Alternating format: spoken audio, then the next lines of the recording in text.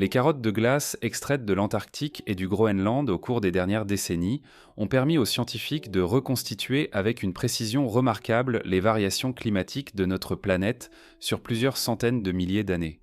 Ces archives glaciaires révèlent un schéma persistant.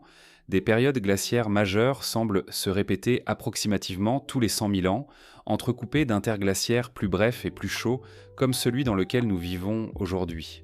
Ce rythme, connu sous le nom de cycle de Milankovitch, trouve son origine dans les variations lentes et mécaniques de l'orbite terrestre autour du Soleil, son excentricité, l'inclinaison de son axe et la précession de cet axe dans l'espace.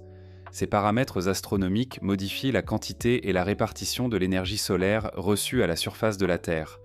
Pourtant, le mécanisme précis par lequel ces variations orbitales relativement modestes déclenchent des glaciations d'une telle ampleur reste une question ouverte dans la communauté scientifique. Les données sont solides. Leur interprétation complète, elle, demeure un sujet de recherche active.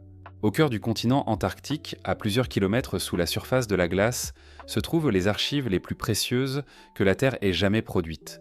Non pas des manuscrits, non pas des monuments, mais de la glace. De la glace ancienne, comprimée couche après couche pendant des centaines de milliers d'années, emprisonnant dans ces bulles microscopiques l'air même que respiraient des êtres vivants bien avant que l'écriture n'existe, bien avant que les premières villes ne s'élèvent entre le Tigre et l'Euphrate, bien avant que l'espèce humaine ne commence à se raconter elle-même. Les glaciologues appellent ces colonnes extraites du sol antarctique des carottes de glace. Le terme est technique, presque banal, mais ce qu'il désigne est extraordinaire. Chaque carotte est un cylindre de quelques centimètres de diamètre et de plusieurs mètres de longueur, prélevé à des profondeurs croissantes dans la calotte polaire. Plus on fort profond, plus on remonte loin dans le temps. La glace la plus ancienne actuellement extraite, celle du site Epica Domsé en Antarctique orientale, remonte à environ 800 000 ans. 800 000 années d'atmosphère terrestre préservée dans la transparence froide de la glace. Ce qui rend ces archives irremplaçables, c'est leur double nature. D'un côté, la glace elle-même, dont les isotopes d'oxygène, principalement les rapports entre oxygène 16 et oxygène 18, permettent de reconstituer les températures passées avec une précision que nul autre proxy climatique ne peut égaler à cette échelle temporelle. De l'autre, les bulles d'air emprisonnées dans la glace qui contiennent des échantillons directs de l'atmosphère ancienne.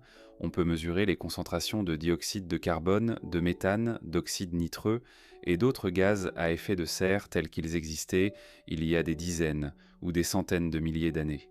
Le forage d'EPICA, European Project for Ice Coring in Antarctica, a été l'une des entreprises scientifiques les plus longues et les plus méthodiques de la fin du XXe siècle et du début du XXIe.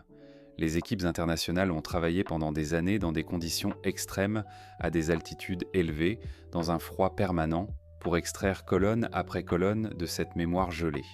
Le forage principal a atteint une profondeur de 3270 mètres. À cette profondeur, la glace a été déposée il y a environ 800 000 ans. Ce que ces carottes révèlent est d'une clarté presque dérangeante. Sur les 8 derniers cycles climatiques enregistrés, un schéma se répète avec une régularité que les scientifiques ont mis plusieurs décennies à accepter pleinement dans toutes ses implications. Des périodes froides prolongées, les glaciations, alternent avec des périodes chaudes plus courtes, les interglaciaires. La durée de chaque cycle complet est d'environ 100 000 ans. Nous vivons actuellement dans un interglaciaire appelé l'Holocène, qui a débuté il y a environ 11 700 ans, au terme de la dernière grande glaciation. La régularité de ce schéma est la frappante, mais elle ne doit pas être confondue avec une mécanique parfaite. Les cycles ne sont pas identiques. Certaines glaciations ont été plus intenses que d'autres. Certains interglaciaires ont duré plus longtemps. Les transitions entre les phases ne se produisent pas à des intervalles absolument fixes. Il existe une variabilité interne au cycle, des asymétries, des anomalies que les modèles climatiques cherchent encore à expliquer complètement. La science des paléoclimats est une discipline de nuances autant que de grandes tendances. Avant les carottes antarctiques, la connaissance des cycles glaciaires reposait sur d'autres types de données. Les dépôts de sédiments marins, les terrasses fluviales, les moraines glaciaires, les pollens fossilisés dans les tourbières. Ces archives existent sur tous les continents et au fond de tous les océans. Elles ont permis aux géologues du XIXe siècle de comprendre que la Terre avait autrefois été recouverte de glace bien au-delà de ses limites actuelles. Mais ces archives étaient fragmentées, locales, difficiles à corréler les unes avec les autres. Les carottes de glace ont fourni quelque chose de fondamentalement différent, un enregistrement continu, global, couvrant des centaines de milliers d'années sans interruption significative. L'importance de cette continuité ne peut pas être surestimée. Elle permet de voir non pas des événements isolés, mais des structures. Elle permet de comparer cycle après cycle, de mesurer les amplitudes, d'identifier les régularités, de détecter les anomalies. C'est cette continuité qui a rendu possible la vérification empirique des théories orbitales du climat, théories qui avaient été formulées mathématiquement bien avant que les données nécessaires à leur confirmation existent. Aujourd'hui, plusieurs programmes de forage cherchent à aller plus loin encore. Le projet Beyond Epica vise à extraire de la glace vieille de 1,5 million d'années, ce qui permettrait d'examiner la période de transition entre des cycles glaciaires de 41 000 ans et ceux de 100 000 ans qui caractérisent les dernières centaines de milliers d'années. Cette transition, connue sous le nom de Mid-Pleistocene Transition, reste l'une des questions ouvertes les plus importantes de la paléoclimatologie. Sous la glace antarctique, le temps dort. Et dans ce sommeil, il parle. Pour comprendre pourquoi la Terre se refroidit périodiquement au point de voir ses calottes glaciaires s'étendre jusqu'aux latitudes moyennes, il faut quitter un instant la surface de la planète et considérer son mouvement dans l'espace. Non pas le mouvement quotidien de rotation sur elle-même, ni le mouvement annuel de révolution autour du Soleil, dans son sens le plus simple, mais les variations lentes, presque imperceptibles, à l'échelle d'une vie humaine, de la forme et de l'orientation de cette orbite au fil des millénaires. Ces variations sont la clé du puzzle climatique que les scientifiques ont mis plus d'un siècle à assembler. L'idée que les glaciations pourraient être liées à des facteurs astronomiques n'est pas récente. Dès le milieu du XIXe siècle, le géologue écossais James Croll avait proposé que les variations de l'orbite terrestre pouvaient modifier suffisamment la distribution de l'énergie solaire pour déclencher des âges glaciaires. Ces calculs étaient imparfaits, ses conclusions partiellement erronées, mais l'intuition fondamentale était juste. C'est le mathématicien et géophysicien serbe Milutin Milanković qui, dans la première moitié du XXe siècle, a formalisé cette intuition en un cadre mathématique rigoureux, calculant à la main, sans ordinateur, sans aide électronique d'aucune sorte, les variations de l'insolation terrestre sur des centaines de milliers d'années passées et futures. Milanković a identifié 3 paramètres orbitaux distincts, chacun variant selon sa propre période, chacun affectant différemment la quantité et la répartition de l'énergie solaire reçue à la surface de la Terre. Ces 3 paramètres sont l'excentricité de l'orbite, l'obliquité de l'axe terrestre et la précession de cet axe. Ensemble, ils constituent ce que la science appelle aujourd'hui les cycles de Milanković, bien que le terme soit légèrement trompeur dans la mesure où il s'agit moins de cycles discrets que d'une superposition continue de variations périodiques qui s'additionnent, s'annulent ou se renforcent selon des combinaisons complexes. L'excentricité décrit la forme de l'orbite terrestre autour du Soleil. Cette orbite n'est pas un cercle parfait. C'est une ellipse dont l'élongation varie lentement entre une forme presque circulaire et une forme légèrement plus allongée. Quand l'orbite est plus elliptique, la différence de distance entre la Terre et le Soleil au cours d'une année est plus grande, ce qui affecte l'intensité du rayonnement solaire reçu selon les saisons et selon les hémisphères. La période principale de ce cycle est d'environ 100 000 ans, avec une composante secondaire autour de 400 000 ans. C'est cette période de 100 000 ans qui correspond le plus directement au rythme des grandes glaciations observées dans les archives glaciaires. L'obliquité désigne l'angle d'inclinaison de l'axe de rotation terrestre par rapport au plan de son orbite autour du Soleil. Cet angle n'est pas fixe. Il varie entre environ 22,1 et 24,5 degrés sur une période d'approximativement 41 000 ans. Actuellement, il est d'environ 23,4 degrés et diminue lentement. Plus l'obliquité est grande, plus le contraste entre les saisons est fort aux hautes latitudes. Les étés sont plus chauds, les hivers plus froids. Plus elle est faible, plus les saisons sont modérées. Ce paramètre joue un rôle particulièrement important dans les glaciations des hautes latitudes, car il détermine en partie la quantité de chaleur reçue pendant les étés polaires, saison cruciale pour la fonte ou la persistance des neiges. La précession, enfin, est le mouvement de rotation lente de l'axe terrestre lui-même, comparable au vacillement d'une toupie qui ralentit. Cet axe décrit un cercle complet dans l'espace en environ 26 000 ans. Ce mouvement modifie progressivement le moment de l'année où la Terre se trouve au plus près du Soleil, le périhélie, par rapport au calendrier des saisons. Il y a environ 11 000 ans, au début de l'Holocène, le périhélie coïncidait avec l'été de l'hémisphère nord, ce qui renforçait l'intensité des étés nordiques. Aujourd'hui, le périhélie se produit en janvier, en plein hiver nordique, ce qui atténue légèrement les étés de cet hémisphère. Ce qui rend l'approche de Milankovitch à la fois puissante et complexe, c'est précisément l'interaction entre ces trois paramètres. Aucun d'eux ne suffit à lui seul à expliquer le déclenchement d'une glaciation. C'est leur combinaison, leur superposition à des moments précis, qui crée les conditions favorables à l'accumulation des glaces ou à leur fonte.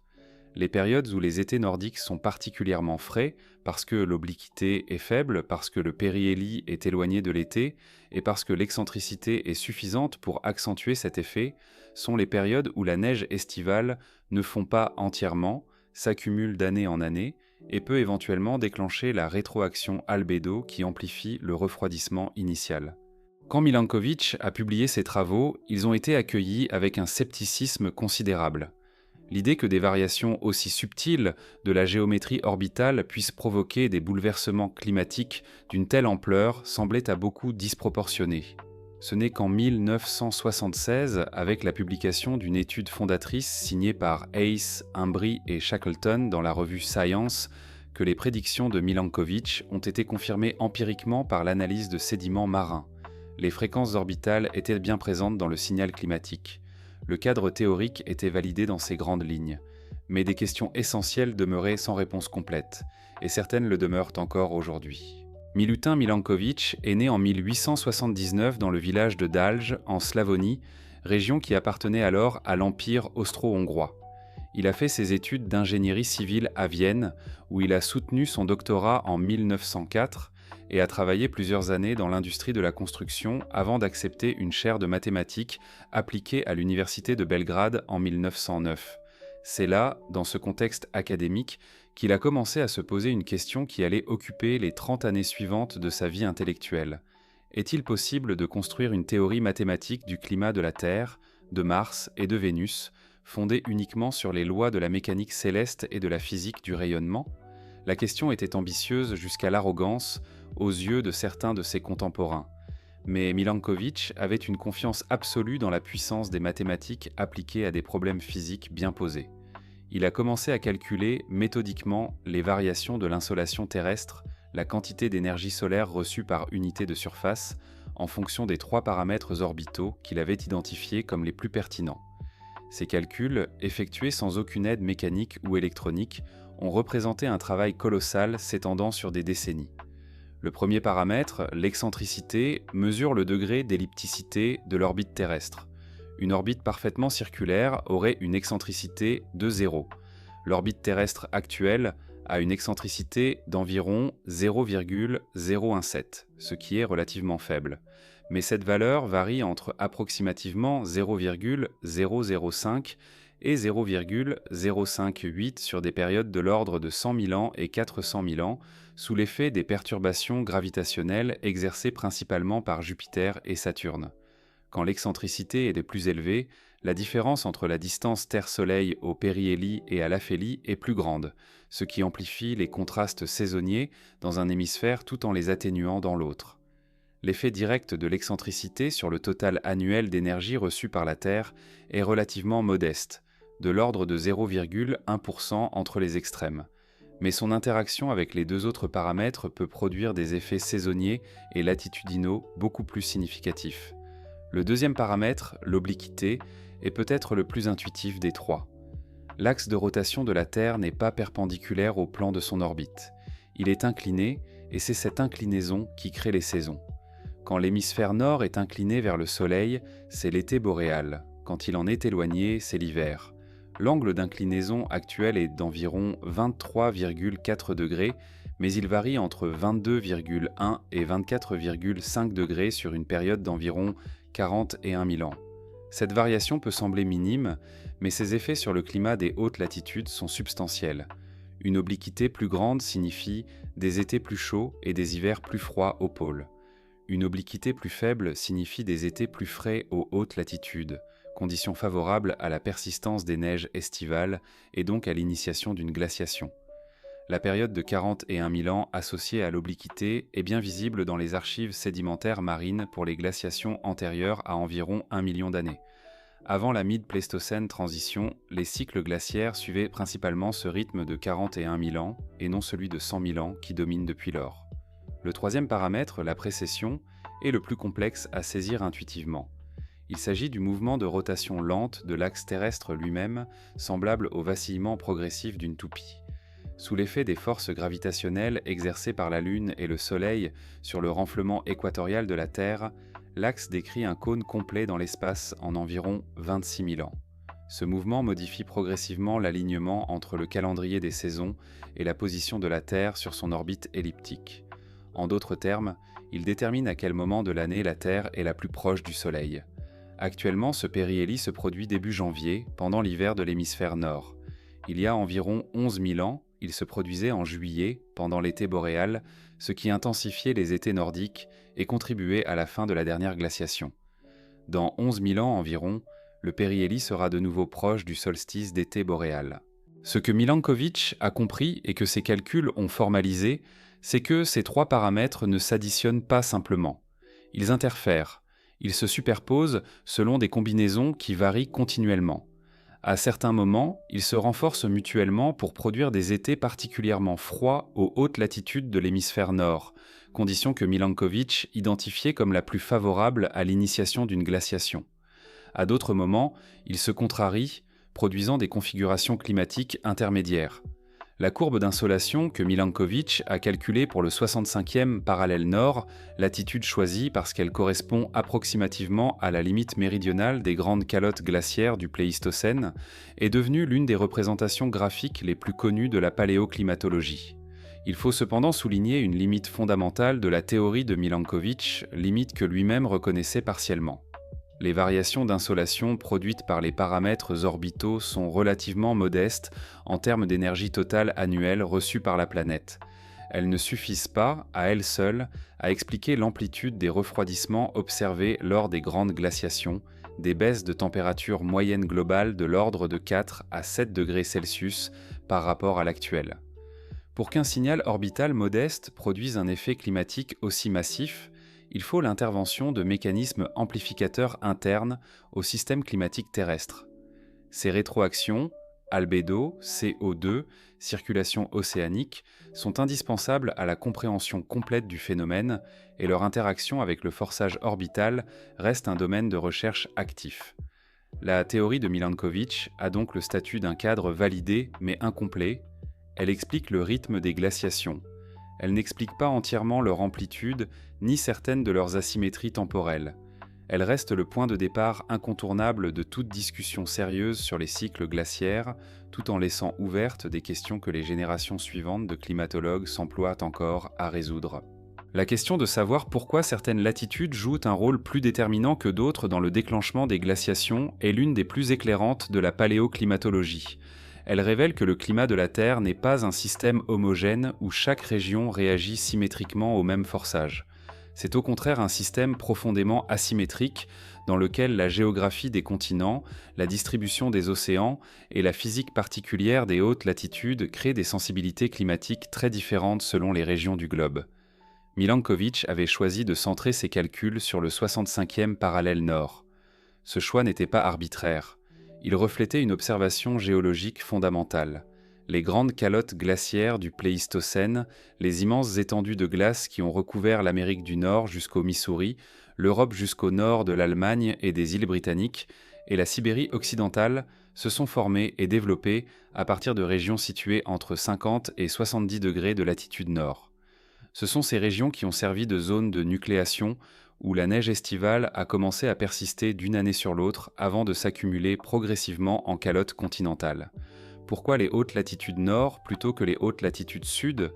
La réponse tient essentiellement à la géographie. L'hémisphère sud est dominé par l'océan austral, vaste étendue d'eau qui entoure le continent antarctique. Les océans ont une capacité thermique beaucoup plus grande que les continents. Ils absorbent et restituent la chaleur lentement, amortissant les variations de température. L'hémisphère nord, en revanche, possède de vastes masses continentales aux hautes latitudes, l'Amérique du Nord, l'Europe, l'Asie, qui réagissent beaucoup plus rapidement aux variations d'insolation. Ces continents peuvent se refroidir suffisamment en été pour permettre la persistance de la neige, condition initiale nécessaire à la formation d'une calotte. L'insolation estivale aux hautes latitudes nord est donc le paramètre clé identifié par Milankovitch. Mais pourquoi l'été plutôt que l'hiver ? Le raisonnement est le suivant. En hiver, aux hautes latitudes, les températures sont de toute façon très négatives et il neige facilement. Ce qui détermine si la neige accumulée en hiver va fondre ou persister, c'est la chaleur de l'été suivant.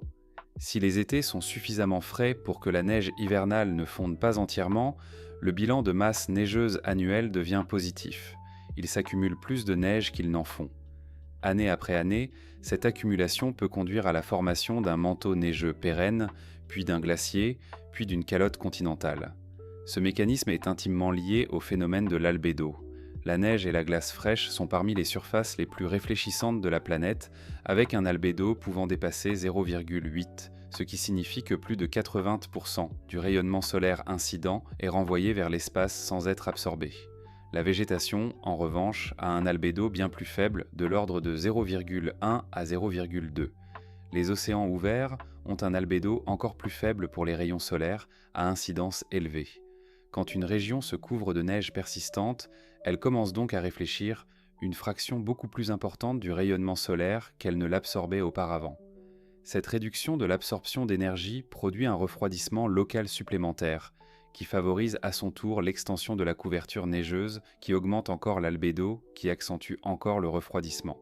C'est une rétroaction positive, un cycle auto-amplificateur qui peut transformer un refroidissement initial modeste en une glaciation d'envergure continentale. Les modélisateurs du climat ont quantifié l'importance de cette rétroaction albédo dans les simulations des cycles glaciaires. Elle représente une amplification significative du signal orbital initial, mais elle ne suffit pas à elle seule à expliquer l'intégralité du refroidissement glaciaire. D'autres rétroactions interviennent, notamment la baisse des concentrations atmosphériques de CO2 et de méthane observées dans les carottes de glace lors des périodes glaciaires. Cette baisse réduit l'effet de serre, ce qui refroidit davantage la planète, ce qui favorise encore l'extension des glaces.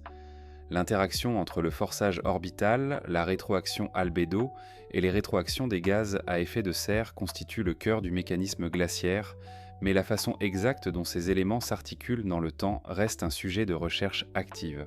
La distribution latitudinale de l'insolation varie également selon les saisons d'une manière qui n'est pas symétrique entre les hémisphères. À cause de la précession, les étés boréaux et australes ne reçoivent pas le même renforcement ou le même affaiblissement selon les périodes. Il y a environ 11 000 ans, pendant le maximum thermique de l'Holocène, les étés de l'hémisphère nord recevaient environ 8% d'énergie solaire de plus qu'aujourd'hui à 65 degrés nord.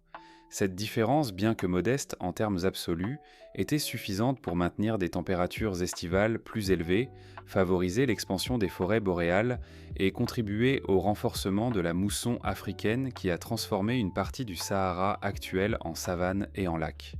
La géographie physique des continents joue également un rôle que les premiers modèles de Milankovitch ne prenaient pas pleinement en compte.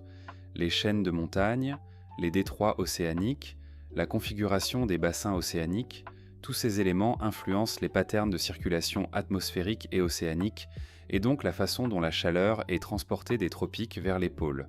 La fermeture de l'isthme de Panama, il y a environ 3 millions d'années par exemple, est considérée par certains chercheurs comme ayant contribué au refroidissement global qui a initié le Pléistocène glaciaire, Iteta, en modifiant la circulation thermohaline atlantique, ce qui rend la distribution latitudinale de l'insolation si importante pour la compréhension des glaciations, c'est qu'elle illustre un principe fondamental de la climatologie. La réponse d'un système complexe à un forçage externe ne dépend pas seulement de l'intensité de ce forçage, mais de la structure interne du système, de ses seuils, de ses rétroactions et de sa géographie. La Terre n'est pas un corps homogène qui se réchauffe ou se refroidit uniformément. C'est un système différencié dans lequel des régions spécifiques jouent le rôle de zones de sensibilité particulière, des régions où de petites variations d'insolation peuvent initier des changements qui se propagent ensuite à l'ensemble du système climatique planétaire. L'une des découvertes les plus décisives issues de l'analyse des carottes de glace antarctiques est la corrélation étroite entre les températures passées et les concentrations atmosphériques de dioxyde de carbone et de méthane. Quand la Terre entre en glaciation, les concentrations de CO2 chutent. Quand elle se réchauffe lors d'un interglaciaire, elle remonte. Cette corrélation, observée sur 8 cycles glaciaires successifs dans les données d'EPICA, est l'une des preuves les plus robustes de l'importance des gaz à effet de serre dans la régulation du climat terrestre à l'échelle des temps géologiques.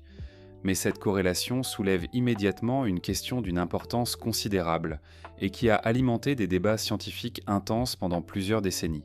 Est-ce que le CO2 précède les changements de température ou les suit ? La réponse à cette question détermine si le CO2 est une cause ou une conséquence des glaciations, ou plus vraisemblablement les deux simultanément dans une relation de rétroaction mutuelle. Les analyses isotopiques les plus précises des carottes de glace, affinées au cours des années 2000 et 2010, ont montré que la relation temporelle entre température et CO2 est complexe et variable selon les phases du cycle.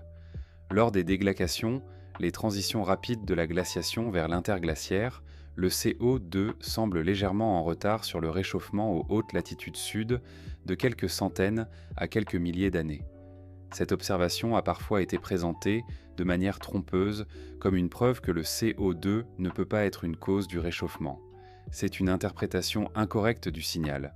Ce que les données montrent en réalité, c'est que le réchauffement initial est déclenché par le forçage orbital, principalement l'augmentation de l'insolation estivale dans l'hémisphère nord.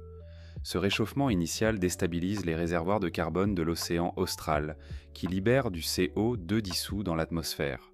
Cette libération de CO2 amplifie alors le réchauffement initial à l'échelle globale via l'effet de serre renforcé. Le CO2 agit donc comme un amplificateur du signal orbital, pas comme son initiateur. Il transforme un déclencheur modeste en un changement climatique majeur. Cette distinction est fondamentale pour comprendre la physique du système. Les mécanismes par lesquels les océans absorbent ou libèrent du CO2 en réponse aux changements de température sont multiples et intimement liés à la circulation thermohaline globale. La solubilité du CO2 dans l'eau de mer diminue quand la température augmente. Un océan plus chaud absorbe moins de CO2.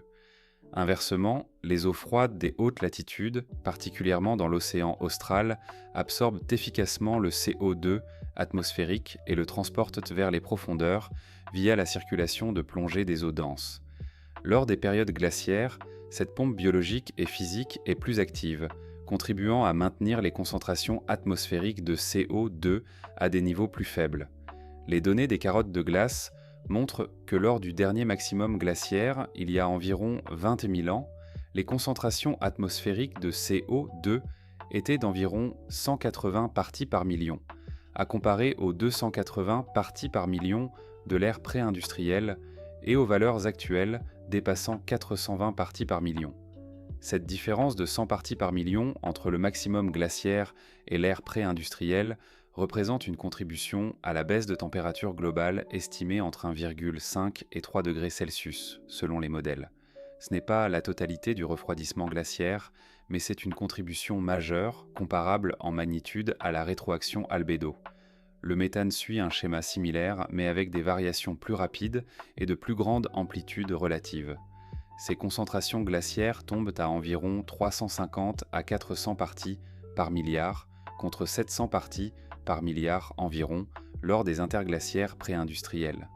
Le méthane est un gaz à effet de serre beaucoup plus puissant que le CO2 à court terme, mais il a une durée de vie atmosphérique beaucoup plus courte, de l'ordre d'une décennie contre des siècles à des millénaires pour le CO2.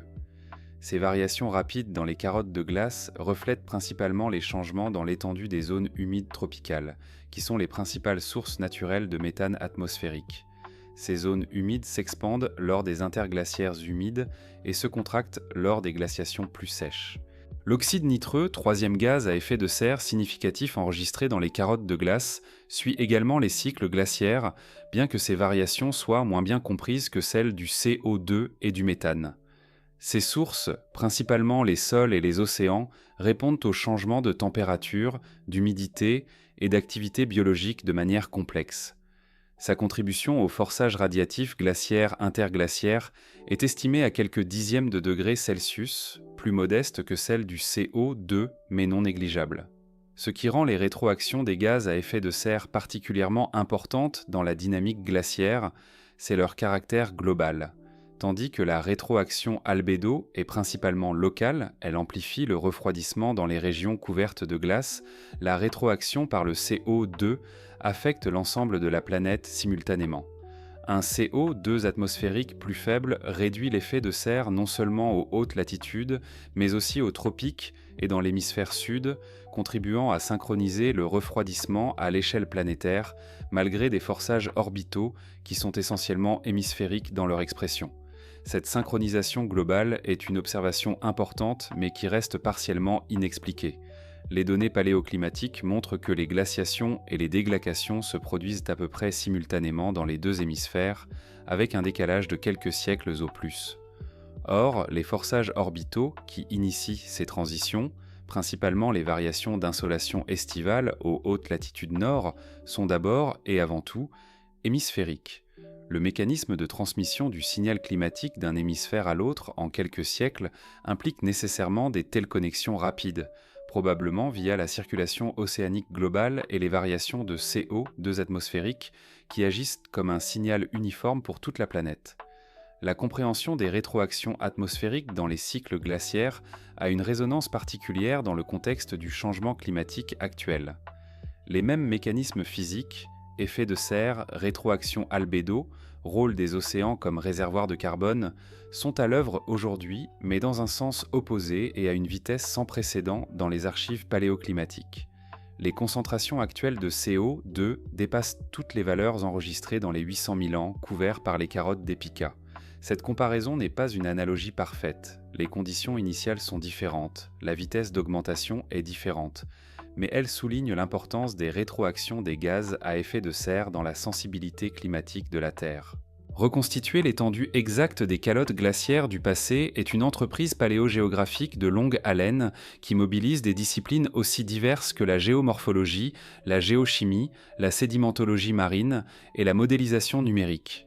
Les résultats de cette reconstitution dessinent un monde profondément différent du nôtre, un monde où les paysages actuels de l'Europe du Nord, du Canada et de la Sibérie occidentale étaient recouverts de plusieurs kilomètres de glace, où le niveau des mers était inférieur de 120 à 130 mètres par rapport à aujourd'hui, et où des ponts terrestres émergeaient, connectaient des continents aujourd'hui séparés par des bras de mer. Au dernier maximum glaciaire, il y a environ 20 000 ans, la calotte laurentidienne couvrait la quasi-totalité de l'Amérique du Nord au nord du 40 parallèle.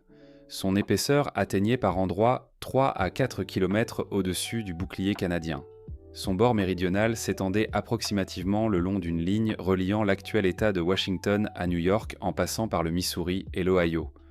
Les grands lacs nord-américains occupent aujourd'hui les dépressions laissées par l'érosion de cette calotte dans le substrat rocheux.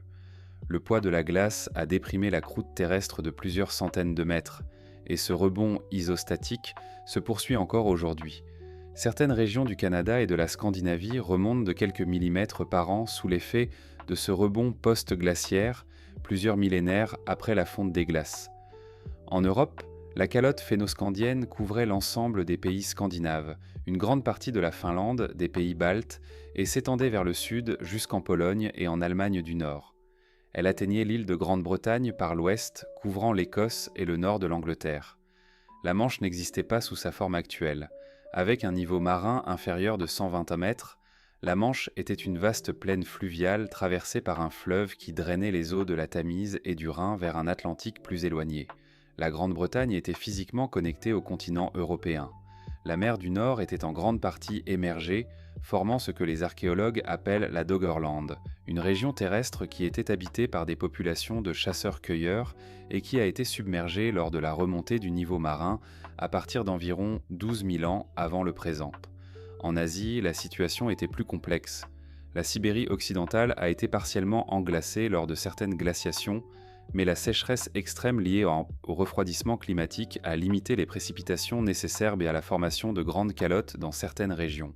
La Sibérie orientale et une partie de l'Alaska, paradoxalement, n'ont pas été recouvertes de glace continentale épaisse lors du dernier maximum glaciaire, en partie à cause de la faiblesse des précipitations. Ces régions ont servi de refuge pour une faune et une flore de steppe froide, le mammouth laineux, le rhinocéros laineux, le bison géant, qui ont peuplé l'immense espace non glaciaire de la Béringie, ce pont terrestre qui connectait l'Asie et l'Amérique du Nord à travers ce qui est aujourd'hui le détroit de Bering. La reconstitution de ces étendues glaciaires repose sur plusieurs types de preuves complémentaires. Les moraines, accumulation de roches et de sédiments poussés et abandonnés par les glaciers lors de leur avancée ou de leur retraite, délimitent les bords anciens des calottes avec une précision qui peut être affinée par datation isotopique. Les roches striées, rochers portant les traces linéaires laissées par les débris rocheux entraînés sous la glace en mouvement, indiquent les directions d'écoulement glaciaire.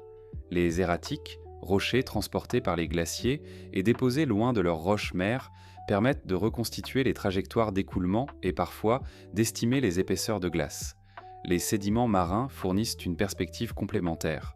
Les foraminifères, micro-organismes calcaires dont les coquilles s'accumulent dans les sédiments océaniques, enregistrent dans leur composition isotopique les variations du volume global de glace, car l'eau légère, préférentiellement évaporée et stockée dans les calottes glaciaires, enrichit les océans en oxygène 18 lors des glaciations. Cette mesure, connue sous le nom de delta 18O des foraminifères benthiques, constitue l'un des proxies les plus fiables pour reconstituer l'histoire du volume global des glaces sur des millions d'années. Les modèles numériques de calottes glaciaires permettent d'aller au-delà des observations directes pour reconstituer les propriétés physiques des calottes, leur épaisseur, leur dynamique interne, leur bilan de masse, à partir des contraintes fournies par les données géologiques.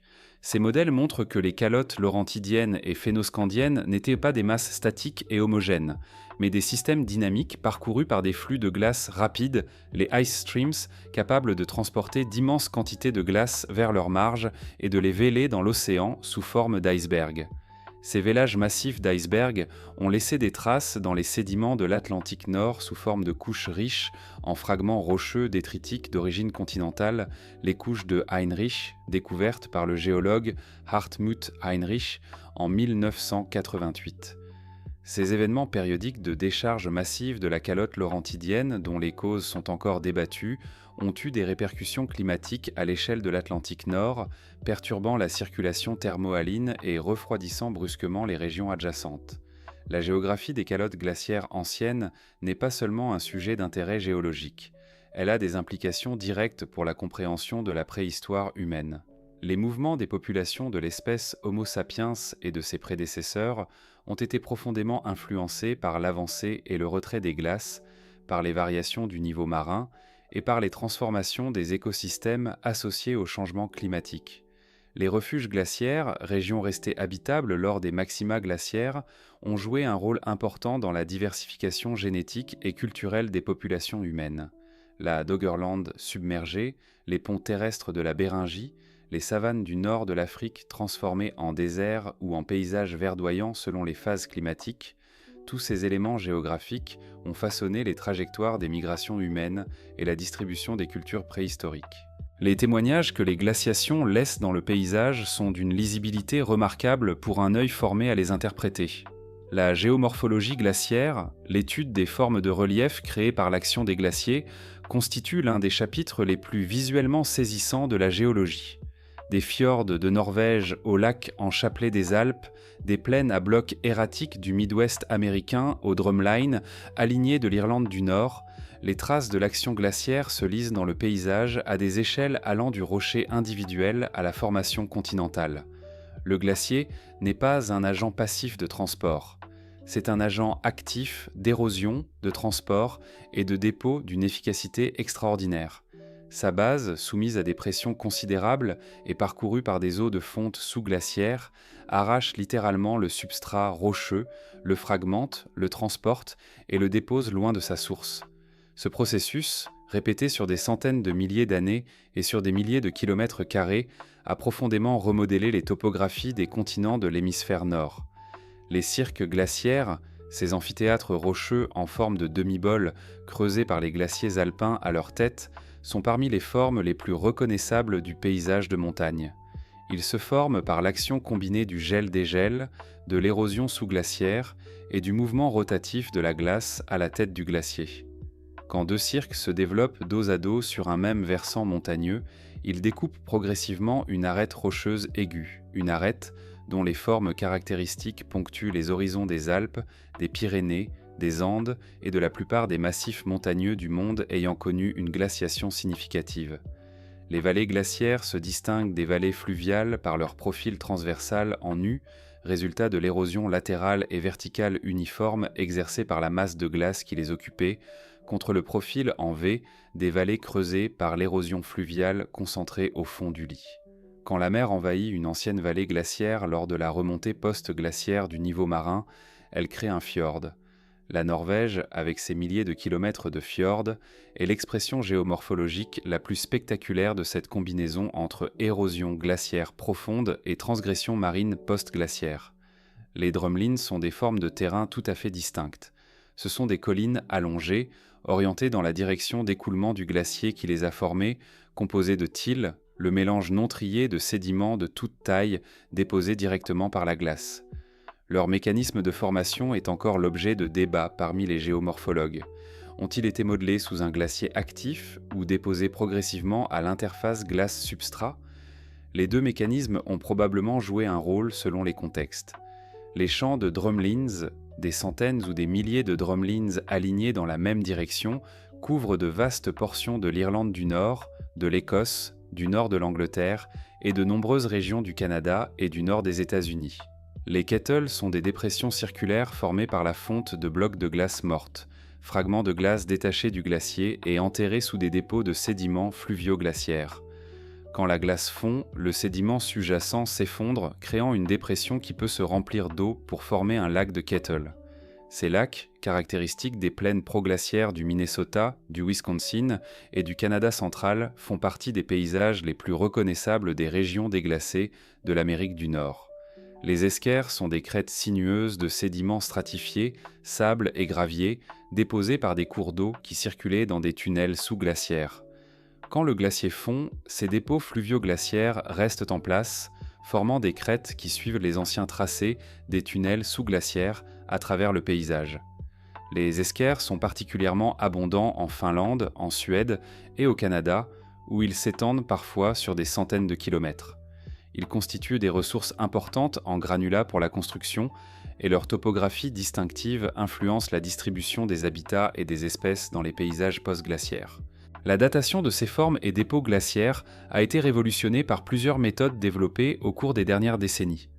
La datation par exposition cosmogénique mesure l'accumulation dans les roches de surface d'isotopes produits par le bombardement de rayonnement cosmique, notamment le beryllium-10 et le chlore-36.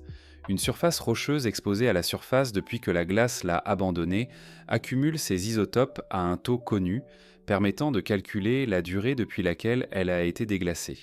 Cette méthode a permis de dater avec précision des milliers de surfaces glaciaires à travers le monde, affinant considérablement la reconstitution chronologique du retrait des calottes. La datation par luminescence, thermoluminescence et luminescence optiquement stimulée, permet de dater le moment depuis lequel des sédiments ont été exposés à la lumière ou à la chaleur, information utile pour dater les dépôts sédimentaires associés aux événements glaciaires. La datation au radiocarbone, malgré sa limite à environ 50 000 ans, reste fondamentale pour les événements glaciaires récents, notamment pour dater les matières organiques trouvées dans ou sous les dépôts glaciaires. Au-delà des formes et des sédiments, les glaciations laissent aussi des traces géochimiques et biologiques dans les archives sédimentaires. Les pollens fossilisés dans les tourbières et les lacs permettent de reconstituer la végétation passée et donc les conditions climatiques associées. Les chironomes, larves d'insectes dont les capsules céphaliques se fossilisent dans les sédiments lacustres,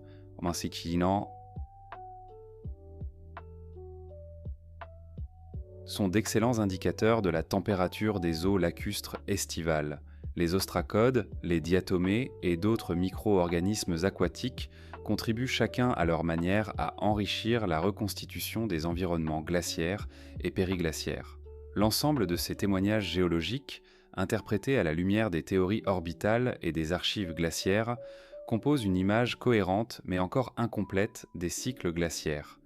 Les données se recoupent, se confirment mutuellement dans leurs grandes lignes, mais révèlent aussi des disparités régionales et des anomalies chronologiques qui rappellent la complexité fondamentale du système climatique terrestre. Chaque nouveau site étudié, chaque nouvelle carotte extraite, chaque nouvelle datation réalisée ajoute une pièce au puzzle.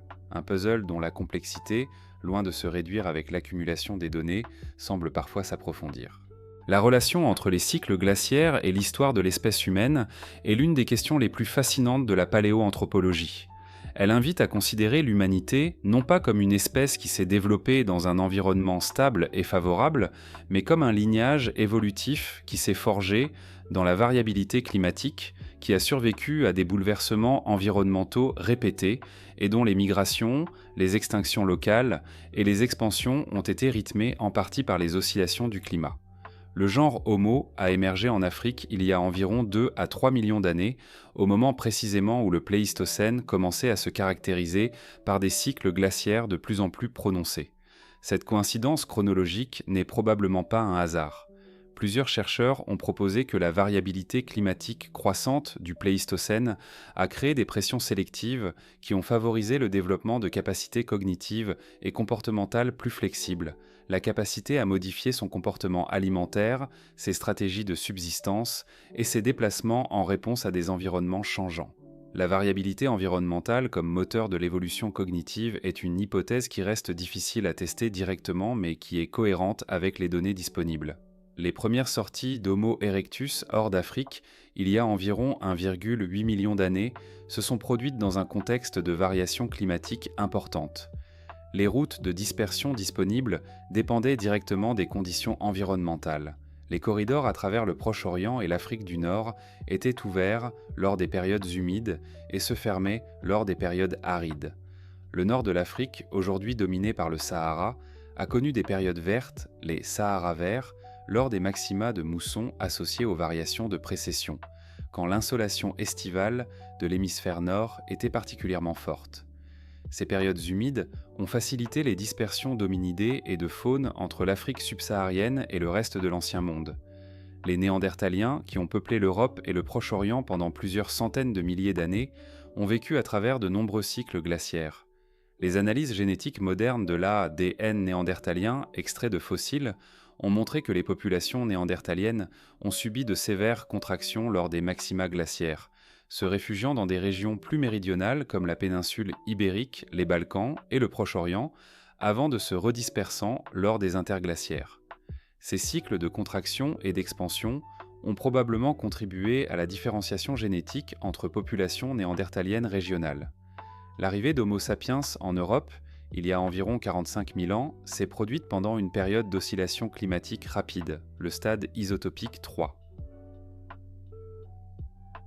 Caractérisé par des changements climatiques relativement fréquents, moins froids que le maximum glaciaire mais instables. Les évidences génétiques indiquent que des métissages ont eu lieu entre Homo sapiens et les Néandertaliens qu'ils ont rencontrés lors de cette expansion. Les populations non africaines actuelles portent typiquement entre 1 et 4% d'ADN d'origine néandertalienne, proportion variable selon les régions, témoignage de ces contacts anciens. La coexistence puis la disparition des Néandertaliens vers 40 000 ans avant le présent coïncide avec l'expansion d'Homo sapiens, mais aussi avec des perturbations climatiques significatives. Démêler la part respective des facteurs climatiques, des interactions compétitives avec Homo sapiens et des éventuelles épidémies dans cette disparition reste l'un des problèmes les plus débattus de la paléoanthropologie. Les données actuelles suggèrent que les Néandertaliens n'ont pas disparu brusquement et uniformément, mais que leur déclin s'est étalé sur plusieurs millénaires, avec des variations régionales importantes. Le dernier maximum glaciaire, il y a environ 20 000 ans, représente un défi environnemental majeur pour les populations d'Homo sapiens en Eurasie. La calotte laurentidienne ferme les couloirs de migration en Amérique du Nord. La calotte phénoscandienne recouvre l'Europe du Nord. Les steppes périglaciaires qui s'étendent des Pyrénées à la Sibérie constituent un environnement extrêmement rude, mais pas inhospitalier pour des chasseurs-cueilleurs adaptés.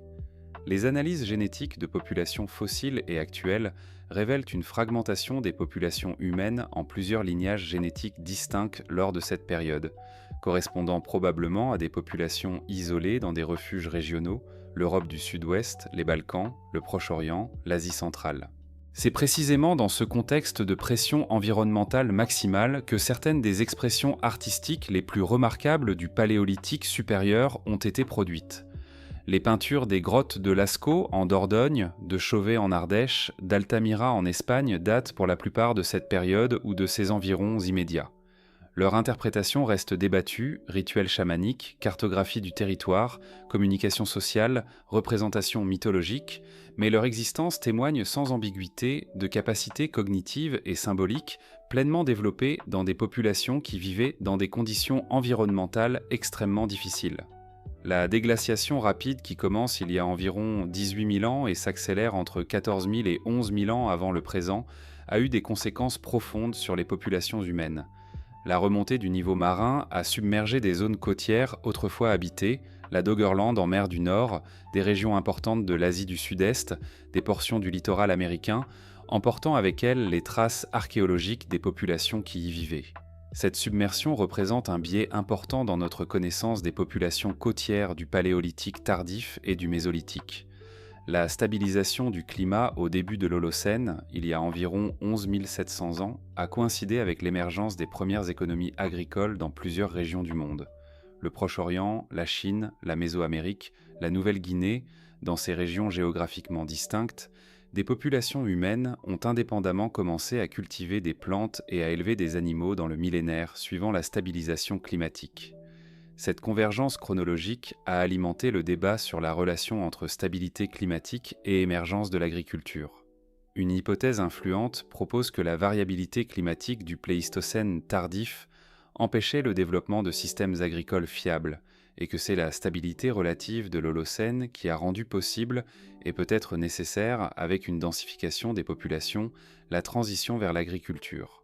Les grandes transitions climatiques du passé géologique ont-elles laissé des traces dans les mémoires de collectives des populations humaines, transmises sous forme de mythes, de récits et de traditions orales à travers les générations? Cette question se situe à l'intersection de la paléoclimatologie, de l'anthropologie culturelle et des études mythologiques. Elle mérite d'être examinée avec une rigueur méthodologique qui distingue clairement ce que les données permettent d'affirmer de ce qu'elles laissent ouvert à l'interprétation. La remontée du niveau marin lors de la déglaciation postérieure au dernier maximum glaciaire est l'événement climatique le plus susceptible d'avoir laissé des traces dans les traditions orales. Cette remontée, de l'ordre de 120 à 130 mètres au total, s'est produite sur une période d'environ 10 000 ans avec des épisodes d'accélération particulièrement rapides. Le drainage catastrophique des lacs proglaciaires, ces immenses réservoirs d'eau douce retenus par des barrages de glace ou de sédiments au bord des calottes fondantes, a pu produire des inondations locales d'une ampleur considérable, capables d'imprimer durablement dans la mémoire culturelle des populations qui en ont été témoins.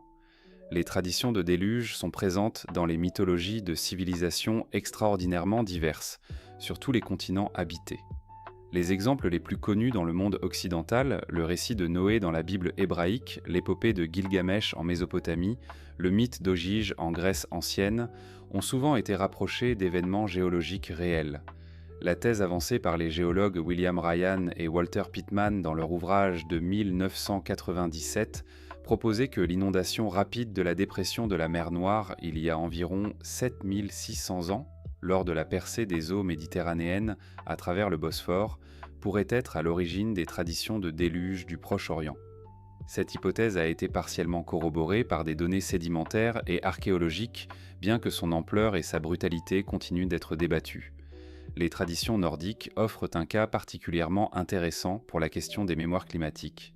La mythologie nordique évoque le Fimbulwinter, 3 hivers consécutifs sans été, comme l'événement précédant le Ragnarök, la destruction finale de l'ordre cosmique. Cette image d'un hiver prolongé et catastrophique a parfois été rapprochée de la mémoire culturelle des conditions périglaciaires de la fin du Pléistocène, ou plus récemment du refroidissement brutal de l'Holocène associé à des éruptions volcaniques majeures.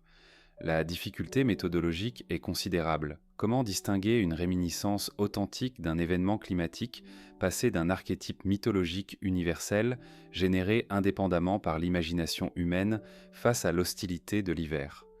Les mythologies amérindiennes contiennent de nombreux récits relatifs à des transformations majeures du paysage, des inondations, des changements d'époque cosmiques.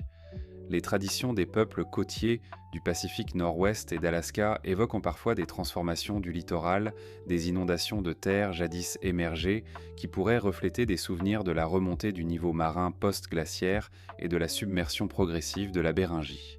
Ces traditions ont été documentées par des anthropologues et des archéologues, et leur comparaison avec les données géologiques suggère des corrélations potentielles, tout en restant difficiles à valider avec certitude. L'hypothèse d'une transmission de souvenirs climatiques sur des dizaines de milliers d'années par tradition orale est confrontée à une difficulté fondamentale: la durée. Les linguistes et les anthropologues estiment généralement que la transmission fiable d'informations spécifiques par tradition orale ne dépasse guère quelques siècles à quelques millénaires dans la plupart des cultures, en l'absence de support d'écriture. Des délais de 10 000, 15 000 ou 20 000 ans, l'ordre de grandeur des événements climatiques post-glaciaires majeurs, semble très difficile à concilier avec la préservation de souvenirs spécifiques et reconnaissables.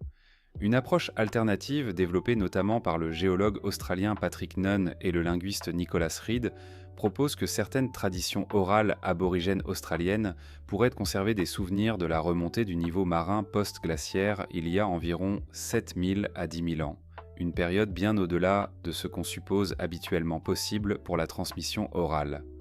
Leur analyse de plusieurs dizaines de traditions côtières australiennes décrivant des terres submergées ou des lignes de côte transformées, et leur comparaison avec les données géologiques de remontée du niveau marin suggèrent des corrélations spatiales et temporelles qui méritent attention, même si leur interprétation reste sujette à discussion dans la communauté scientifique. Les mythes cosmologiques de nombreuses cultures traditionnelles articulent le temps en grandes époques séparées par des catastrophes ou des transformations radicales. La structure du temps cyclique, âge d'or alternant avec des périodes de décadence, destruction et renaissance du monde, est présente dans des traditions aussi diverses que les cosmologies hindoues, aztèques, grecques archaïques et maoris.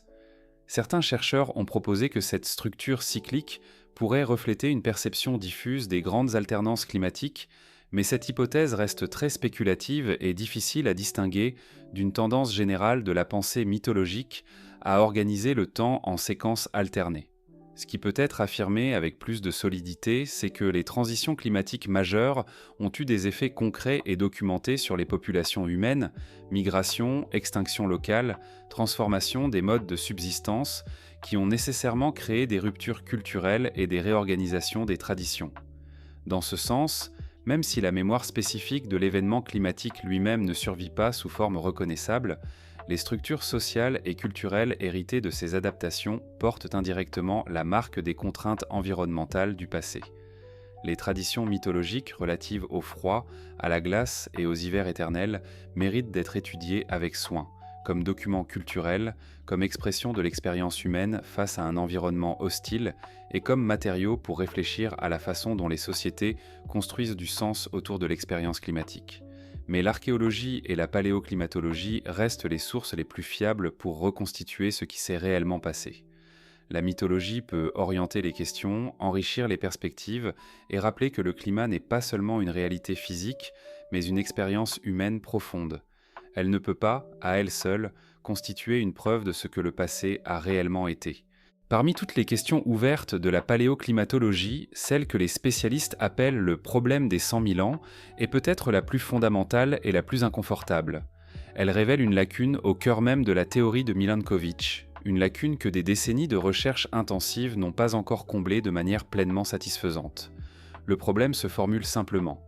Parmi les 3 paramètres orbitaux de Milankovitch, l'excentricité est celui dont la période principale correspond le mieux au rythme des cycles glaciaires observés dans les archives climatiques des 800 000 dernières années, environ 100 000 ans. Mais l'excentricité est aussi, de loin, le paramètre dont l'effet direct sur l'énergie solaire totale reçue par la Terre est le plus faible. Les calculs montrent que la variation d'énergie totale annuelle liée au changement d'excentricité est inférieure à 0,1% entre les extrêmes observés. Ce signal est extraordinairement ténu pour produire des glaciations d'une amplitude aussi considérable.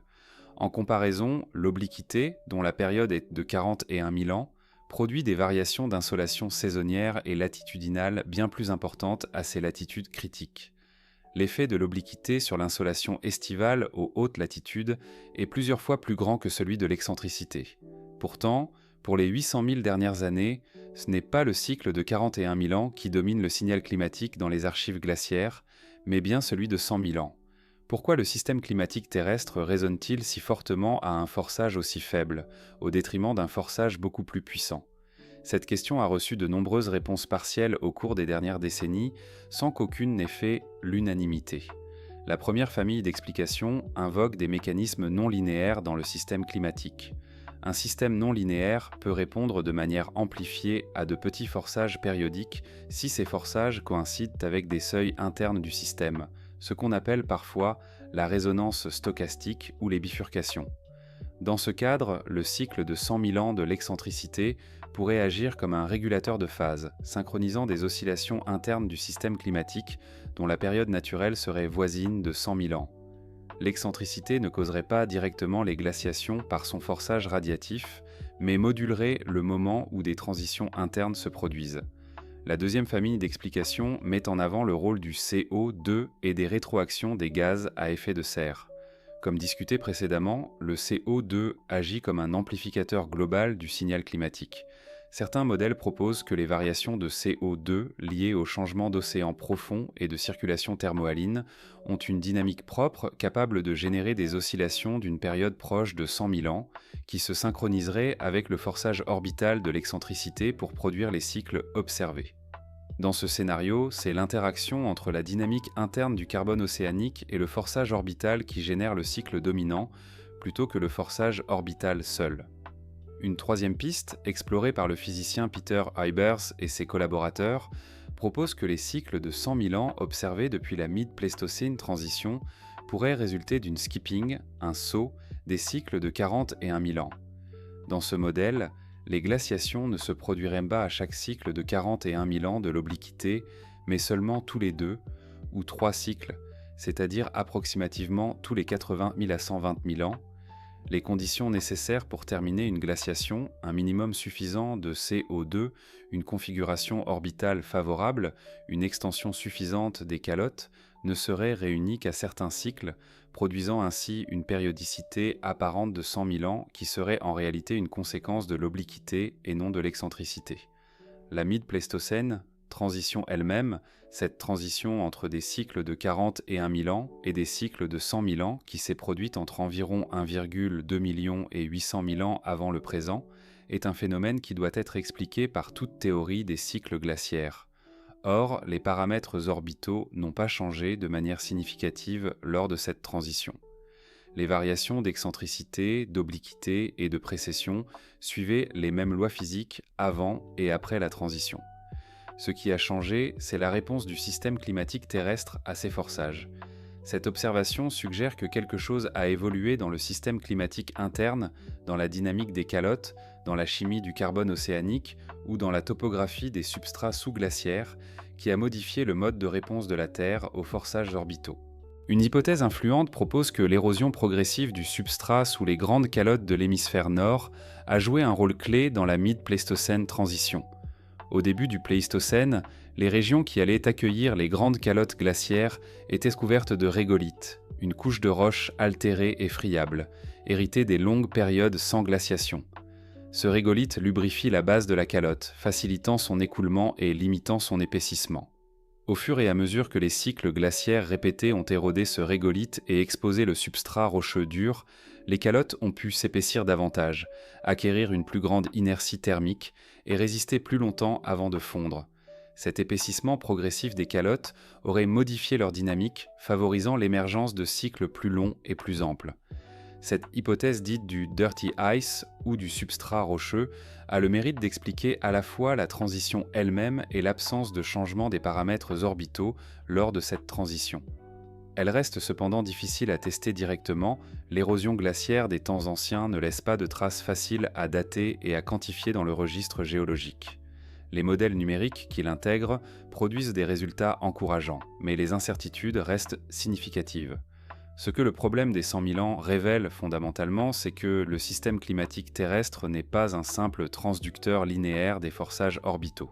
C'est un système complexe, avec ses propres modes naturels d'oscillation, ses seuils, ses rétroactions non linéaires, et son histoire, une histoire qui modifie sa propre sensibilité aux forçages externes. La théorie de Milankovitch reste le cadre de référence incontournable, mais elle doit être complétée par une compréhension approfondie de la dynamique interne du système climatique pour rendre pleinement compte de ce que les archives glaciaires nous montrent.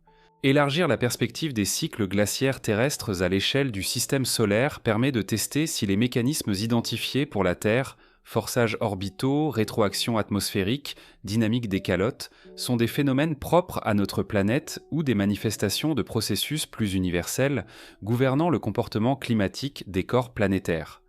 Cette comparaison planétaire est à la fois un exercice de physique fondamentale et un test indirect des théories climatiques terrestres. Mars est le premier point de comparaison naturelle. C'est une planète rocheuse avec une atmosphère, des calottes polaires et des variations orbitales documentées. Les paramètres orbitaux de Mars varient de manière bien plus dramatique que ceux de la Terre. L'obliquité martienne, actuellement d'environ 25 degrés, a varié entre 0 et 60 degrés au cours des derniers millions d'années, selon les calculs de mécanique céleste. Ces variations sont beaucoup plus amples que les quelques degrés de variation de l'obliquité terrestre, en partie parce que Mars ne possède pas de grande lune pour stabiliser son axe. La Lune terrestre, par son action gravitationnelle, réduit significativement l'amplitude des variations d'obliquité de la Terre, la maintenant dans la plage relativement étroite de 22 à 24,5 degrés. Sans la Lune, les simulations suggèrent que l'obliquité terrestre pourrait varier entre 0 et 85 degrés sur des échelles de temps géologiques, ce qui aurait des conséquences climatiques catastrophiques pour toute forme de vie complexe. Sur Mars, ces variations extrêmes d'obliquité ont des effets climatiques considérables. Quand l'obliquité est élevée, les pôles martiens reçoivent plus d'énergie solaire pendant leurs étés, ce qui provoque une sublimation importante des glaces polaires et une redistribution massive de la glace d'eau et du dioxyde de carbone entre les pôles et les latitudes moyennes et équatoriales. Les missions spatiales et les observations orbitales ont révélé de nombreuses traces de ces redistributions passées, des dépôts de glace enfouis aux latitudes moyennes, des terrains polygonaux révélateurs de glace de sol, des formations sédimentaires en couches qui pourraient être l'équivalent martien des couches annuelles des carottes de glace terrestres. Ces dépôts en couches, les layered deposits des calottes polaires martiennes, reflètent des cycles de dépôt et d'érosion liés aux variations orbitales, directement analogues aux cycles glaciaires terrestres enregistrés dans les carottes de glace. Vénus, en revanche, illustre un extrême opposé. Sa rotation extrêmement lente, une journée vénusienne dure plus d'une année terrestre, et son atmosphère dense et riche en CO2 créent un effet de serre si puissant que sa surface atteint des températures d'environ 465 degrés Celsius, uniformément réparties sur toute la planète. Il n'existe pas de cycle glaciaire sur Vénus, et l'atmosphère ne présente pas de variations saisonnières significatives liées à l'orbite. Vénus illustre l'état final auquel un effet de serre renoué peut conduire une planète rocheuse initialement proche de la zone habitable. La comparaison avec la Terre soulève la question de savoir si notre planète a jamais été proche d'un tel emballement de l'effet de serre et ce qu'il en a préservé. Titan, la lune de Saturne, offre un troisième cas d'étude d'une richesse inattendue. Titan possède une atmosphère dense, composée principalement d'azote avec des traces de méthane, et présente un cycle météorologique avec des précipitations, non pas d'eau, mais d'hydrocarbures liquides. Des lacs et des mers de méthane et d'éthane liquide couvrent ces régions polaires. Les modèles climatiques de Titan prédisent que les paramètres orbitaux de Saturne, et donc de Titan, produisent des variations climatiques qui redistribuent les hydrocarbures entre les pôles et les régions équatoriales sur des périodes de l'ordre de dizaines de milliers d'années. Titan illustre la généralité du concept de cycle climatique orbital dans des contextes chimiques et physiques radicalement différents de la Terre. Les planètes géantes elles-mêmes, Jupiter, Saturne, Uranus, Neptune, ne présentent pas de cycle glaciaire au sens terrestre n'ayant pas de surface solide. Mais leur rôle dans les cycles climatiques terrestres est indirect et fondamental. Leurs perturbations gravitationnelles sur les planètes intérieures sont la cause principale des variations de l'excentricité orbitale terrestre. Jupiter et Saturne, par leur résonance orbitale, impriment dans l'excentricité de l'orbite terrestre les périodes de 100 000 ans et de 400 000 ans identifiées dans les archives paléoclimatiques.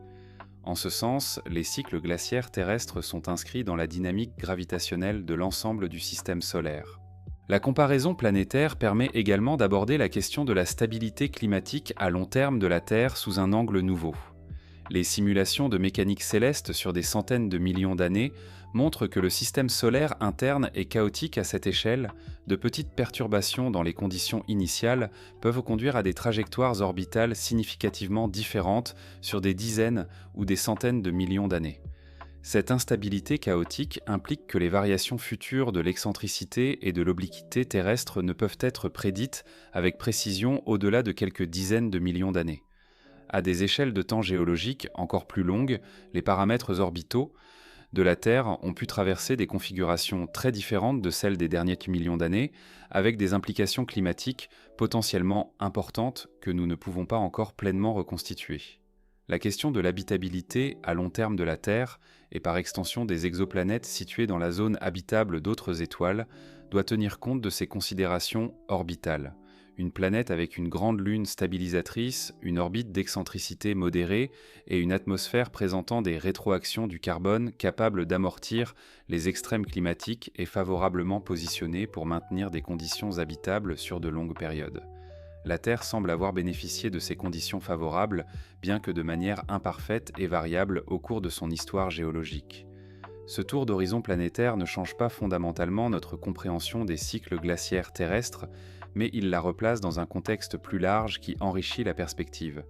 Les mécanismes orbitaux, les rétroactions atmosphériques, les redistributions de matière volatile entre les réservoirs climatiques, ces processus ne sont pas des particularités de la Terre.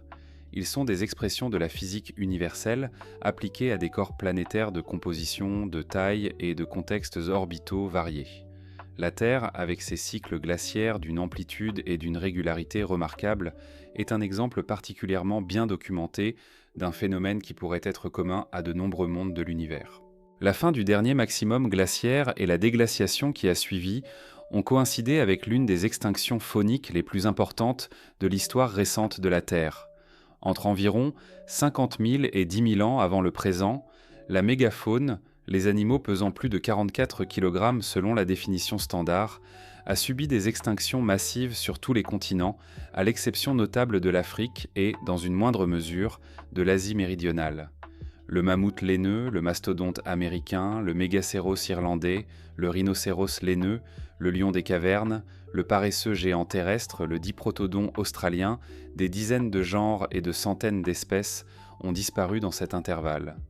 Le débat sur les causes de ces extinctions est l'un des plus anciens et des plus passionnés de la paléontologie. Deux grandes familles d'explications s'affrontent depuis les années 1960, l'hypothèse du changement climatique et l'hypothèse du surpeuplement humain. La réalité, comme souvent en science, semble plus complexe que chacune des hypothèses prises isolément. L'argument climatique repose sur l'observation que des changements climatiques majeurs se sont produits à la fin du Pléistocène dans toutes les régions où des extinctions de mégafaune ont eu lieu. La transformation des steppes toundras en forêts et en tourbières dans les hautes latitudes de l'hémisphère nord a réduit et fragmenté les habitats des grands herbivores qui y vivaient. Le mammouth laineux et le rhinocéros laineux étaient des animaux adaptés aux conditions froides et sèches de la steppe périglaciaire, caractérisée par une végétation herbacée dense et productive. La transformation de cet écosystème lors de la déglaciation a réduit la disponibilité de leur nourriture et fragmenté leur population en isolats de plus en plus petits et vulnérables. Cet argument a cependant une difficulté majeure. Des changements climatiques d'amplitude comparable s'étaient produits lors des déglaciations précédentes à la fin des glaciations antérieures. Or, la mégafaune avait traversé ces transitions antérieures sans extinction massive documentée. Les mammouths, les rhinocéros laineux et les mégacéros avaient survécu à de nombreux cycles glaciaires avant de disparaître lors de la déglaciation la plus récente. Cette observation suggère que le changement climatique seul n'est pas une explication suffisante. Un facteur nouveau est apparu lors de la dernière déglaciation qui n'était pas présent lors des transitions précédentes. Ce facteur nouveau est la présence d'Homo sapiens. L'hypothèse dite du Blitzkrieg, formulée par le paléontologue Paul Martin dans les années 1960 et 1970, propose que les populations humaines, en s'étendant vers de nouveaux continents et de nouvelles régions, ont rencontré une faune qui n'avait pas évolué en présence de chasseurs humains efficaces et qui n'avait donc pas développé les comportements d'évitement nécessaires à la survie face à ce nouveau prédateur. Cette naïveté écologique aurait rendu la mégafaune particulièrement vulnérable à la chasse humaine, permettant des extinctions rapides même avec des densités de population humaine relativement faibles. Les données chronologiques, affinées au cours des dernières décennies grâce au progrès de la datation par radiocarbone et par uranium-thorium, apportent des arguments en faveur de cette hypothèse pour certaines régions. En Australie, les extinctions de mégafaunes, le diprotodon, le procoptodon golia, l'oiseau géant Genyornis, semblent s'être produites peu après l'arrivée des premiers humains sur le continent, il y a environ 50 000 à 65 000 ans, bien avant la dernière grande glaciation et dans un contexte climatique qui ne diffère pas radicalement des périodes précédentes. En Amérique du Nord et du Sud, les extinctions coïncident avec l'arrivée des premiers humains il y a environ 13 000 à 15 000 ans lors d'une période de déglaciation active, rendant difficile la séparation des effets climatiques et des effets humains. En Afrique, la mégafaune a relativement bien survécu à la fin du Pléistocène, et c'est sur ce continent que les plus grandes espèces animales terrestres, l'éléphant, le rhinocéros, l'hippopotame, la girafe, diverses espèces de grands félins, sont encore présentes aujourd'hui. L'explication traditionnellement avancée est que la mégafaune africaine a évolué en coprésence avec les hominidés pendant des millions d'années, développant progressivement des comportements d'évitement face à la menace humaine. Cette coévolution prolongée aurait fourni à la faune africaine une résistance comportementale face aux chasseurs humains que les faunes d'Australie, des Amériques et des îles n'avaient pas eu le temps de développer. Des études génétiques récentes sur des ADN fossiles extraits de restes de mammouths, de rhinocéros laineux et d'autres espèces éteintes ont permis de reconstituer l'histoire démographique de ces populations au cours du Pléistocène tardif. Ces analyses montrent que plusieurs espèces de mégafaunes avaient déjà subi des réductions importantes de leur diversité génétique avant leur extinction finale, réductions cohérentes avec des contractions de population lors des maxima glaciaires précédents. Cette fragilité génétique préexistante, couplée à la pression de chasse humaine et aux transformations d'habitats liées à la déglaciation, compose un tableau de causes multiples et synergiques. La question des extinctions de mégafaunes à la fin du Pléistocène est plus qu'un débat paléontologique. Elle soulève des questions fondamentales sur l'impact des activités humaines sur les écosystèmes, sur la façon dont les transitions climatiques interagissent avec les pressions anthropiques, et sur la résilience des faunes face à des changements rapides et multidimensionnels. Ces questions ont une résonance directe avec les enjeux contemporains de biodiversité et de changement climatique, non pas comme analogie parfaite, les conditions sont très différentes, mais comme illustration de la façon dont des pressions combinées peuvent produire des effondrements écologiques irréversibles. Les modèles climatiques numériques sont les outils les plus puissants dont disposent aujourd'hui les scientifiques pour simuler le comportement passé, présent et futur du système climatique terrestre. Leur sophistication a augmenté de manière spectaculaire au cours des 4 dernières décennies, passant de modèles d'énergie bilan unidimensionnels à des modèles couplés de circulation générale atmosphère-océan qui simulent des milliers de variables physiques, chimiques et biologiques sur des grilles tridimensionnelles couvrant l'ensemble du globe. Ces modèles reproduisent de nombreuses caractéristiques observées du climat actuel et passé avec une fidélité impressionnante. Mais ils ont aussi des limites importantes, dont plusieurs sont particulièrement pertinentes pour la simulation des cycles glaciaires. La première limite fondamentale est la résolution spatiale et temporelle. Même les modèles de pointe actuels ne peuvent pas simuler explicitement les processus se produisant à des échelles inférieures à quelques dizaines à quelques centaines de kilomètres horizontalement et à quelques centaines de mètres à quelques kilomètres verticalement. Pourtant, de nombreux processus climatiques importants se produisent à des échelles bien plus fines. La formation des nuages, la turbulence atmosphérique, les processus aux interfaces sol-atmosphère et glace-océan, les échanges de carbone entre les écosystèmes et l'atmosphère.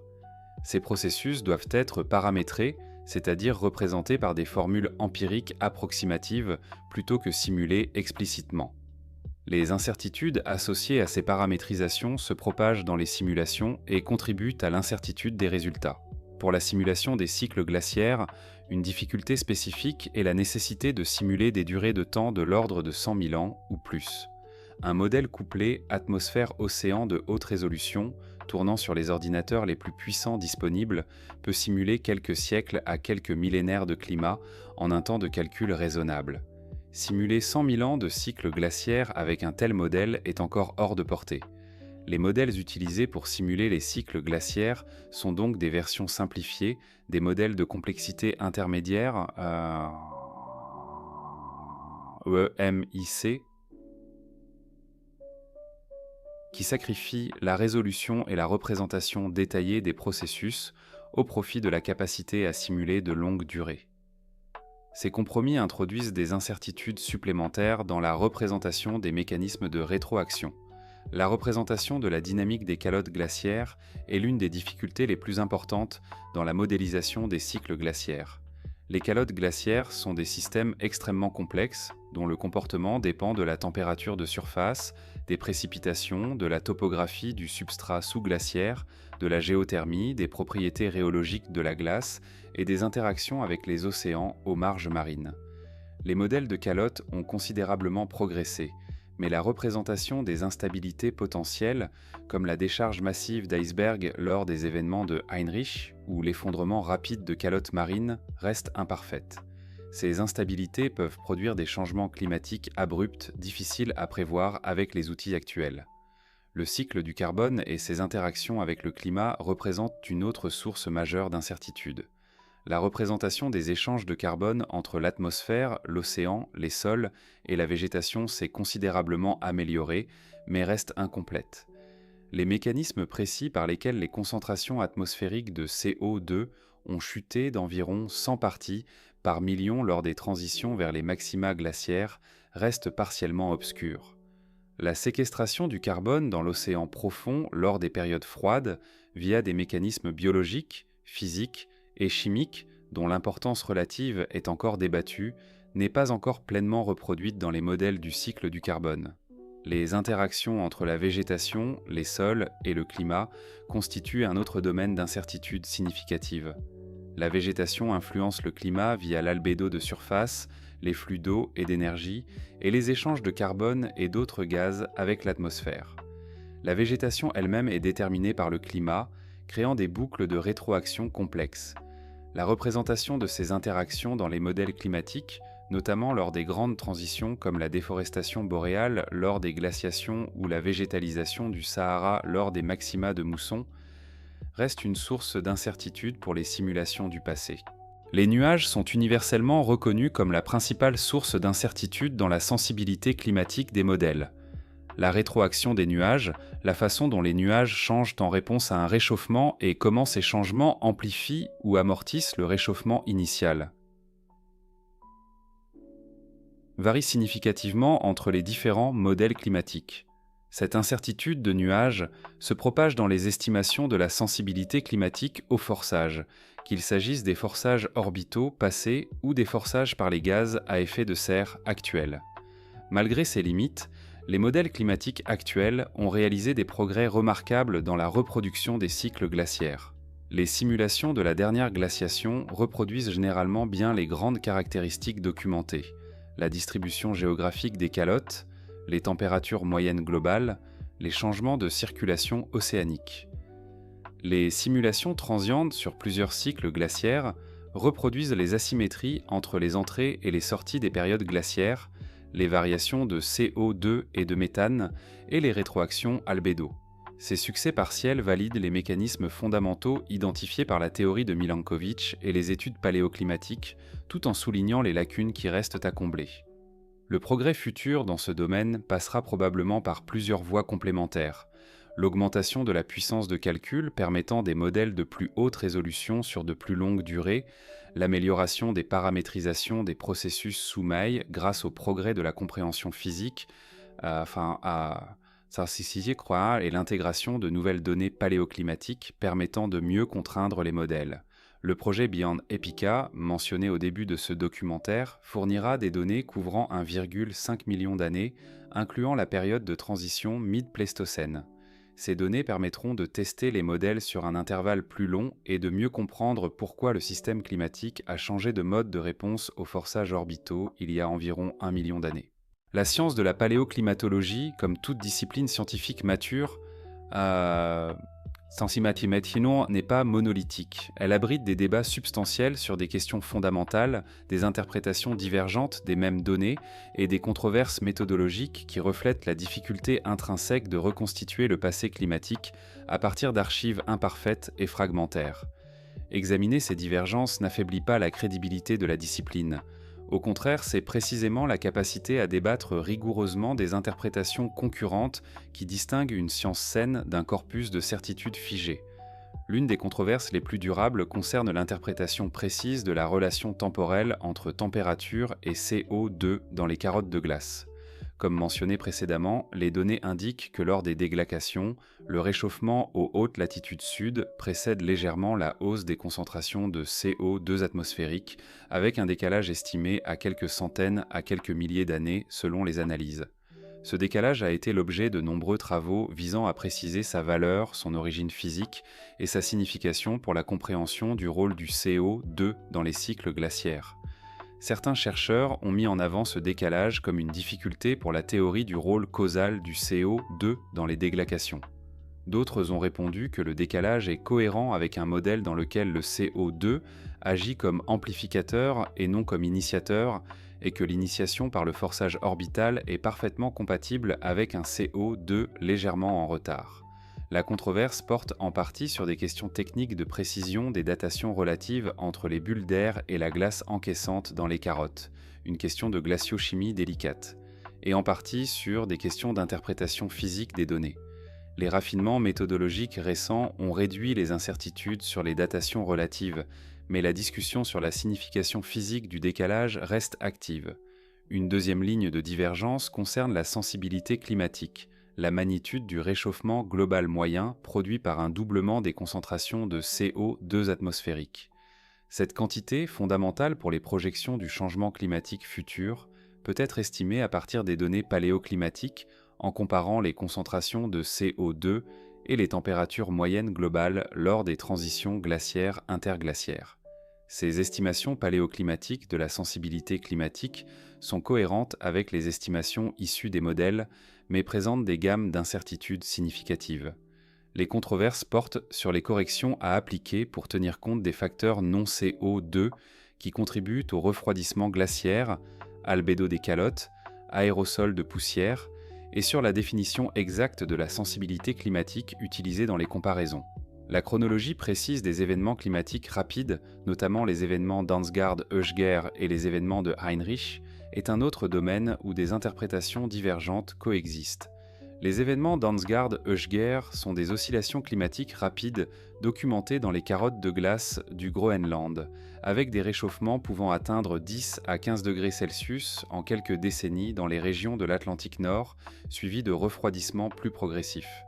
Leur mécanisme est généralement attribué à des modifications de la circulation thermohaline de l'Atlantique, mais les causes exactes de ces modifications, instabilité interne de la circulation, interaction avec les marges des calottes, forçages externes, sont encore débattus. Les événements de Heinrich, ces épisodes de décharge massive d'iceberg de la calotte laurentidienne documentés dans les sédiments de l'Atlantique Nord, ont une origine encore discutée.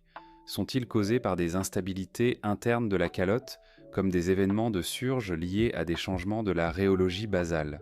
Sont-ils déclenchés par des oscillations climatiques externes, comme les événements d'Ansgaard-Oeschger? La chronologie relative des événements dans les carottes de glace groenlandaises et dans les sédiments marins atlantiques devrait théoriquement permettre de trancher la question de causalité, mais les incertitudes chronologiques sont encore suffisantes pour maintenir le débat ouvert. La question de l'étendue des calottes glaciaires lors de certaines glaciations antérieures est également sujette à révision. Les reconstructions des maxima glaciaires antérieurs au dernier, notamment ceux de la glaciation du Saalien en Europe ou du Kansan en Amérique du Nord, reposent souvent sur des archives moins bien conservées que celles du dernier maximum glaciaire. les datations sont plus incertaines et les traces géomorphologiques ont souvent été remaniées par les glaciations ultérieures. Des révisions importantes des chronologies et des extensions des calottes pour ces épisodes anciens ont été proposées au cours des dernières années, notamment grâce au progrès des méthodes de datation isotopique. L'interprétation des données d'insolation passées elles-mêmes peut faire l'objet de discussions. Les calculs de Milankovitch et leur version moderne reposent sur la mécanique céleste, qui est la partie la mieux établie de la théorie. Mais la façon dont on traduit ces variations d'insolation en contraintes sur le climat, quelle latitude, quelle saison, quelle intégrale temporelle de l'insolation est le plus pertinent pour le bilan de masse des calottes, par son divine. Introduit des choix qui influencent les comparaisons avec les données climatiques. Des travaux récents ont exploré des métriques alternatives d'insolation, suggérant que l'insolation calorique estivale, l'énergie totale reçue pendant les jours les plus chauds au-dessus d'un seuil de fonte, pourrait être plus pertinente que l'insolation instantanée au solstice d'été utilisée dans les formulations classiques. Ces divergences scientifiques ne doivent pas être interprétées comme une fragilité de la science paléoclimatologique. Elle reflète la santé d'une discipline qui progresse en confrontant des interprétations concurrentes à des données de plus en plus précises. Les grandes lignes du cadre théorique, le rôle des paramètres orbitaux, l'importance des rétroactions des gaz à effet de serre, la dynamique des calottes et de la circulation océanique sont solidement établies. Les questions ouvertes concernent les mécanismes précis, les chronologies fines et les amplitudes quantitatives. C'est dans cet espace de questions précises que la science avance, un résultat à la fois. Au terme de cette exploration, il est utile de revenir à son point de départ, la glace. Non pas comme conclusion, non pas comme résolution des questions soulevées en chemin, mais comme rappel de la nature concrète et matérielle de la connaissance que nous avons construite sur les cycles climatiques de la Terre. Toute cette architecture de théories orbitales, de rétroaction atmosphérique, de dynamique glaciaire et de débats scientifiques repose en définitive sur ce que nous avons pu lire dans la glace. Les carottes de glace antarctiques seront encore extraites dans les décennies à venir. Le projet Beyond Epica progresse lentement mais résolument vers son objectif de 1,5 million d'années d'archives glaciaires. Les équipes qui travaillent sur ces forages savent qu'à chaque mètre supplémentaire de profondeur, elles remontent dans un passé de moins en moins bien compris, dans une période climatique, le Pléistocène inférieur et moyen, dont les mécanismes diffèrent de ceux que nous connaissons mieux pour les derniers 800 000 ans. Ce qui attend dans ces couches profondes pourrait confirmer les théories existantes, les affiner ou les mettre en question de manière significative. La glace garde ces informations avec une fidélité remarquable mais pas illimitée. À grande profondeur, sous le poids de la glace sous-jacente, les couches annuelles sont tellement comprimées qu'elles deviennent difficiles à distinguer individuellement. La résolution temporelle se dégrade. Les bulles d'air peuvent migrer légèrement dans la glace, brouillant les signaux chimiques. La chaleur géothermique peut affecter les couches les plus profondes. Ces limitations physiques définissent des horizons au-delà desquels l'information, bien que présente, est plus difficile à extraire et à interpréter avec précision. En dehors de l'Antarctique, d'autres archives continuent d'être explorées. Les sédiments du fond des lacs de montagne préservent des séquences longues de pollen, de diatomées et de proxys isotopiques qui recoupent et complètent les données des carottes de glace. Les stalagmites des grottes, les spéléothèmes, enregistrent dans leur composition isotopique les variations de la mousson et des précipitations régionales avec une résolution temporelle parfois décennale ou centennale et peuvent être datés avec une précision remarquable par la méthode uranium-thorium. Ces archives spéléothémiques ont fourni certaines des chronologies les plus précises disponibles pour les événements climatiques rapides du Pléistocène tardif. Les sédiments marins, prélevés par carottage dans les fonds océaniques de toutes les mers du monde, continuent de fournir des données essentielles sur la température des eaux de surface et de profondeur, la circulation thermohaline et le volume global des glaces. Le programme IODP, International Ocean Discovery Programme, maintient une flotte de navires de forage qui opèrent en permanence dans les océans du monde, extrayant des séquences sédimentaires couvrant des millions d'années. Chaque nouvelle carotte sédimentaire ajoute de nouvelles contraintes sur la reconstitution du passé climatique global. La question de savoir ce que cette connaissance nous dit sur l'avenir est légitime, mais doit être abordée avec soin. Les cycles de Milankovitch se poursuivront indépendamment des activités humaines. Les calculs de mécanique céleste indiquent que nous sommes actuellement dans un interglaciaire qui devrait naturellement se prolonger encore pendant plusieurs milliers à quelques dizaines de milliers d'années, en partie parce que l'excentricité actuelle est relativement faible, réduisant l'amplitude des variations saisonnières qui gouvernent l'initiation des glaciations. Certains modèles suggèrent que le prochain maximum glaciaire naturel serait attendu dans environ 50 000 ans en l'absence de perturbations anthropiques en raison d'une configuration orbitale particulièrement défavorable à la glaciation. Cette perspective à long terme est cependant radicalement modifiée par les émissions actuelles de gaz à effet de serre.